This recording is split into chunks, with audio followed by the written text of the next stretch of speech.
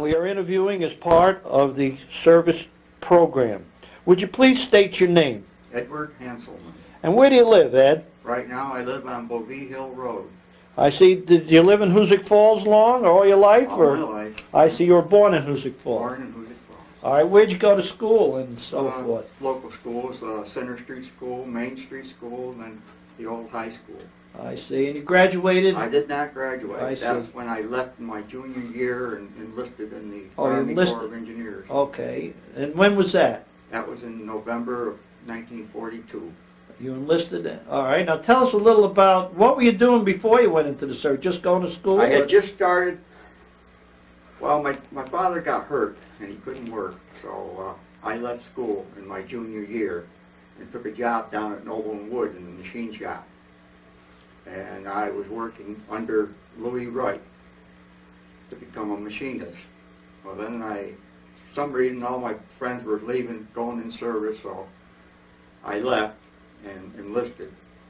All right. So what year, when was that? I don't know if we've got it on record yet. That was in 42. In 19... October of 42, I went to work down at Noble and I Wood. see. But when did you go into service? You enlisted? November the 12th. Of 42. 42. All right. Now what happened to you in the service? Where Well, did they ship you and what? A lot happened. All right. Well, let's hear it. Well, We'd love to hear it. I was shipped into Fort Belvoir in Virginia for my basic training. I spent 8 weeks in training. I was held over and put on the training cadre at Fort Belvoir to train the next group of men that were coming in. That group was going to be studying and training for 12 weeks. So I finished off that 12 weeks. And while I was there, my platoon commander, he must have took a liking to me, I guess. So he said, I want you to apply for OCS. I'll put all the papers in order. So he did, and I passed my test, physical and everything, and I was supposed to go to OCS. But then I had to leave that company and go into a holding company where all the candidates for OCS were gathered. And they used to post on the board a list of all the men that were in that holding company waiting to go. Lo and behold, one day they had a notice posted on the board that they were cutting back, and they took a red pencil and drew it right halfway between the sheet of paper. And I was in the bottom half, so I didn't get to go to OCS. I see. That was a great way to pick it, huh? Great way to pick it. Well, they were cutting back. I don't know why. So at that point, they didn't know what to do with all us guys. I mean, we were in limbo. Yeah. So before I knew it, my orders were cut to ship out. And I went to a staging area in Shenango, Pennsylvania. It was a tent city for staging of the troops. I was there about a week. Put me on another train, shipped me to Camp Miles Standish over in Boston area. I was there, and they started issuing us more equipment. And it was all equipment, we didn't know what it meant, but it was all equipment to be used in the cold extremes of someplace. And that was okay. Next time we knew it, we were on another troop train, and we were brought into Boston. And that train went right down on the tracks, right into the dock area. And there was a troop ship sitting there, USS Yarmouth. We all piled on board. We took off. You didn't know where you were going? Didn't know where we were going. But usually scuttlebutt starts coming through, you know. There's about 1,000 of us on that ship. And it had been a passenger ship in its day, but they converted it. So we took off, and if you've been on a ship where you leave the land area, you know, and it starts to recede, and you're getting farther out into the ocean, we couldn't see land anymore. But then, lo and behold, we look around. I never saw so many ships in all my life gathered in one area. There were destroyers, cargo ships, any description you want to make, you know. We were part of a convoy headed for England. That was that day. Next day, we get up, and everybody wants to beat it up onto the deck because it was terrible down in the hold. we were sleeping three decks high, three. Oh, we look around. We were the only ones there on the ocean, along with one destroyer as an escort. All right. We keep on going. The next day, we're pulling in to Halifax, Nova Scotia, into the harbor. We sat there for a whole week on board ship, submarine scare out in the Atlantic. Also in there was the USS Ranger, the aircraft carrier, with her escorts. So after a week, we took off. Then we got the scuttlebutt. You're going to Greenland. Okay. We spent 23 days getting to Greenland from Boston. 23 days. Of course, that included the 7 days we spent in the harbor. Harbor there. So, well, when you get near Greenland, it is just rocks, you know. We're going along and we're up on deck and, gee, we're going to hit that land. We're going to go right into those rocks. Boy, that captain must have been a crackerjack, because he comes around into just a slit in that mountain, barely enough, you know, to get the ship through it. We come out into another man-made, not man-made, natural harbor. And off to the right side, here was a little settlement. The name of the place was Iviktuk, Greenland. And the reason that the United States was there was back in 41, Hitler overran Denmark, and he was claiming Greenland as his, you know, his spoils of war. And the Danish government wouldn't hear of it, and they made contact with the American embassy and like that. And at Iviktuk, there is a open pit mine there. It's a cryolite mine. I saw that mine after I'd been there a while. I got down to it. It's open pit. I would say it was probably 1,000 feet in diameter. And at that time, looking down, it had to be at least a half a mile deep. Down in there was an old style shovel, steam shovel. Well, that cryolite was being mined there, brought up, put on freighters, and brought back here to the United States. So the government built a base there, and it was manned by the artillery to protect that mine. And I was there as an engineer service person, as we all were. We had carpenters, electricians, anything you could think of to maintain that base. But we sat right on solid rock, you know. All of our piping, water pipes and sewer pipes were all above ground, boxed in boxes up on piers with insulation in them to keep them from freezing. So I spent only a few months there, because a notice came out on the service board in the barracks. They were looking for volunteers. Crazy neat. Yeah. They wanted to set up a company to go over onto the east coast of Greenland and build a weather station. So I volunteered. Okay. I'll tell you now, because it evolves into what I was doing as part of the engineer service company. In Greenland now, where you saw temperatures of 65 degrees below zero, I was a refrigeration mechanic. Believe it or not. Yeah. So they put me on another ship, a Navy ship coming there. It was USS Laramie. It was a big, huge refrigeration ship bringing in supplies, because the bases hadn't have enough food to run them for about 6 or 8 months. Because in the winter months up there, no ships got in because of frozen over. So they were on their regular run of just dropping off supplies. So I went with them down to the very tip of Greenland, where there is an airfield there at Julianehab. And the trip to the East Coast never materialized. They finally decided they weren't going to do it. So here I was in limbo again. You know? So about a week or two later, got my orders to go up to the airfield and get on a plane. They were going to take me north up to another base. The bases were numbered. They called them Bluey West 1 or Bluey West 6. They were taking me up to Bluey West 8. That was 120 miles above the Arctic Circle. Another airfield, Mammoth Airfield. So I flew up there, crossed the Arctic Circle in the plane, over the Greenland ice cap. I'll tell you, it was scary, but it was beautiful. You wouldn't believe it. So I landed there at that base and took up my position as a refrigeration mechanic, because they had huge walk-in freezers that all this food was stored in.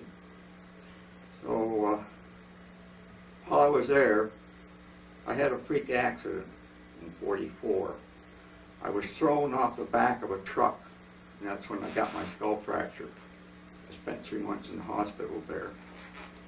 Got over that very well, and went back to duty. Our tour duty up there was 12 months, and already I had been there probably 18 months. Eventually, I was there 22 months before I got relieved. I see.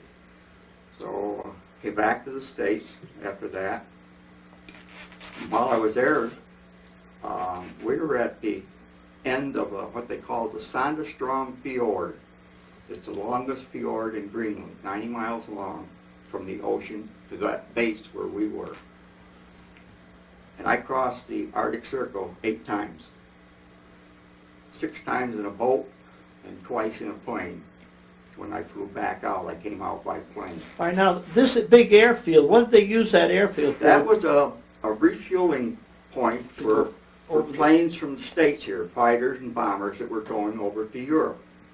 We had well, you wouldn't believe the 50-gallon drums. They were stacked higher than this building here, and as far as the eye could see, just like a pyramid. 50-gallon drums of fuel. And that's why the base was there. So it was the Great Circle route over, so they went to Greenland, then they flew to Scotland and England. And they left the States, and they either stopped in Newfoundland or in Nova Scotia. And then they hopped from there to Greenland, from Greenland over to Europe. I see. It was if you were there on a day when a bunch of planes were coming in, you wouldn't believe it. It was like a flock of birds.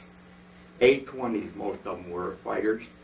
They'd come in and land, take off, come in and land, of course get fueled up, take off. All right, so now you're back in the States. I'm sorry I interrupted, but you're back to the States. Back to the States, and let's see. What the heck did they do? But they sent me to a refrigeration school down in Camp Lee, Virginia. I see. You've been working on them all this time. I've been doing it for 22 months. In fact, I was trained up there by a civilian. All those bases were built by the United States Engineering Department personnel. They were all civilians. And I worked with him for a month before he took off. He gave me a bunch of books, and my captain said, "You stick by his side, don't let him go. Learn everything you can." Well, I learned enough, but I managed all right. All right, so now you're back in the States. They sent you to refrigeration school. What happened then? Well, while I was there, I called home, got a hold of my wife. I said, "Let's get married." So I got a 3-day pass and came home. That was in '45, June '45. And we got married. And I took her back to Petersburg, Virginia, where we had a 1-room sleeping quarters, and I was still in the service. So then, from there, I got transferred, and she came home. I got transferred up to Albany and put in the military police up there at Steamboat Square. I don't know if you ever heard about that. It was down along the water. It's where the dayliners used to come in years ago from New York. And the government had taken over the place. And we did guard duty at the Union Station in Albany, and up on Green Street, Clark Street, up as far as the Washington Park up in Albany, and patrolled the streets and like that. Most of my time I spent in the Union Station. So from there, I was working on my points to get discharged, and I was pretty close to being ready to go. So they didn't know what to do with us guys. I mean, they were shifting us all over. So they sent me out to Syracuse to a recruiting place. I stayed there overnight and had new orders to go back to Albany. Albany. So I came back to Albany. Short time after that, I had my orders to go down to Camp Dix for discharge, and that was in December of '45. All right. So I was discharged and came home. All right. Back to Hoosick Falls. So you got out just around Christmas time in 45. 23rd of December, yeah. And you came home. I came All right. You were married already, and Married then what already. happened in your life? What happened? Well, I went back to Noble and Wood, and they decided at that time that business was booming then, in 45, and they decided they wanted to train another wood pattern maker. So I accepted that position, and I took a 5-year apprenticeship. And I worked under the foreman, who was Al Christensen, Oh yeah, I knew Harold and this Henry model. Bloomquist, Oh yeah, I know. and my uncle, who was Neos Lamagdalene. The three of them trained me as a pattern maker, and they were good teachers. So I've been a pattern maker all my life, except for the time that... Well, what after Noble Wood, who'd you go to work for after Noble Wood closed? The foundry closed down there in '58, so they didn't need all the pattern makers then. So I had landed a job down at Eddie Valve in Waterford. They made water main valves, fire hydrants. I spent 2 years down there. Left there because I couldn't stand the drive. It was wicked. Yeah, as you get older, it All gets kinds tougher. of weather, you know. In fact, Joe Slavis, that I just met outside there, he used to ride with me down there. He was a core maker over in the foundry. I see. So 2 years there, and then I left there and went into construction as a carpenter. And that I wasn't built for that kind of work. So one day when I was up on 30 feet high on steel work, we were putting up roof rafters, I injured my back. So I had to have an operation for that, have a disc removed. I couldn't work for 8 months. When that was over, I knew I had to have a job, because at that time we had 3 children, I think it was. And somebody said to me, why don't you go see Bill McMartin down at Dodge Fibers? So I went down there, and he said, yeah, we got a place for you, Ed. Start tomorrow morning if you want. So I took it. Went to work there in a new department they had just started shortly, and it was the extruded tape department, where they made Teflon extruded tape. So I stayed there until they built a new building over at McCaffrey Street in '64 and moved all the extruded tape machinery and stuff over there. 67 or 68, if I remember right, a company by the name of Oak Electronetics bought Dodge Industries out. And Mr. Dodge was disassociated with the company, but he bought the machine shop part of it, Dodge Machine. Put it down in the old Church Street building there, Dodge building. So he got word to me that he wanted me to come to work for him, because he was going to do some more research, which he could do. So I left Dodge Oak. At that time they called them Oak Industries. So I went down and went to work for Mr. Dodge as a research guy, doing research. I was there 5 years, and I could see things weren't going the way I was promised they would go. So this Gary Barbera there at Dodge Industries, he knew I wasn't happy, so he got word to me. He says, come on back, go back into the E&D department here for me, work for me. So I did, and that was in '73. About that time, they were having some problems over at Liberty Street. That was where they finally ended up having the extruded tape department. And he says, how would you like to go over there and become the manager of the extruded tape department? I grew up in that department, you know. Yeah, I, sure, you from started the ground right- up, I worked my Sure. way. So I took it. I went over there and became the manager and stayed there for 7 years. Great. And came back to Oak Materials Group. The name just keeps changing. Yeah, sure, different outfits. So that was 1980, I guess. And I stayed there until 82. They had a big layoff because they were in trouble financially, Oak Industries. And it cut 17 of us 3 weeks before Christmas in 82. So I said, all right. I went back down, talked with Mr. Dodd. He says, sure, come on back to work. And, no animosity amongst them, you know. That's great. So I went back and started doing drafting design work on these rope grips that they make down there. Safety Stuff, yeah. So I stayed there until 86. And I became 62. That's when I took Then my you retired. retirement. I had Now, you had how many children? 4 children. 4 children. 2 boys and 2 girls. I see. And what are they doing now? Well, my oldest boy is up in, hard to explain this, but he works for Vermont Power up in Rutland. But he lives in a place called Carver Falls. And it's over in New York State. And it's just over the border from Fairhaven, Vermont. He's a hydroelectric man. And he's come up through the ranks too. They just made him chief of the Rutland Power, hydropower, just recently. And so he's got a good job. He lives right there at one of the power plants. I see. They built a home there for him.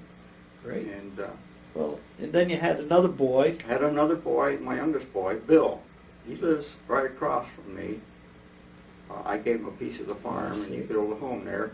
He is a shift supervisor down at Oak Mitsui. I see. And he came up through the ranks down there. He's just like his father. He worked there during the school years when they were starting Oak Mitsui, starting to build it out into the old plant. He used to work there summers. After he graduated, they offered him a full-time job, so he's one of the oldest employees of Oak Mitsui. And then you got 2 daughters. 2 daughters. My oldest daughter became a nurse, and she's disabled right at the moment. She can't work any longer. And she lives down in Scotia. She has 3 children. All right, and you had one other. My youngest daughter lives down in New Orleans, right in the French Quarter, and she's a chef down there at one of the Restaurants. on Oh, that's Royal great. Street. Well, great. We got your whole story. You told it very well. Is there anything else you'd like to say about Hoosick Falls or the service or anything? No place like it. I mean, I was born at home, of course. I mean, in those days, you were born at home. And I've lived, except for my time in service, I've always lived here in Hoosick Falls. Well, we thank you for coming. Okay. It was a great story, and we thank you very much.